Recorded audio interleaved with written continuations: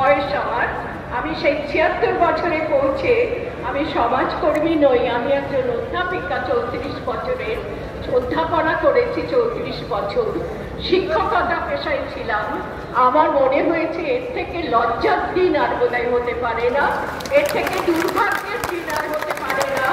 আমার ৭৬ বছর বয়সে পৌঁছে আমাকে দেখতে হচ্ছে এইরকম একটা দুর্ভাগ্যজনক লজ্জার ঘটনা, এবং আপনাদের উপরে ঘটলো যারা যারা শিক্ষকতা পেশায় নিযুক্ত হয়েছিলেন, নিযুক্ত হওয়ার পরে তাদেরকে সেই পেশা থেকে সরিয়ে দেওয়া হলো।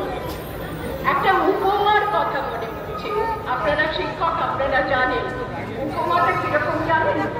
কিছু ছাত্রছাত্রী তারা ক্লাসে উঠে গেছে, পাশ করেছে, ক্লাসে উঠে গেছে, সেই উঠে যাওয়ার ক্লাসে পড়াশুনো করছে, অকস্মাৎ তাদের সেই ক্লাস থেকে নামিয়ে একেবারে স্কুল থেকে বার করে দেওয়া হলো, অথবা কলেজ থেকে বার করে দেওয়া হলো, অথবা ইউনিভার্সিটি থেকে বার করে দেওয়া হলো। এটা সম্ভব? আপনাদের তো তাই করা হয়েছে।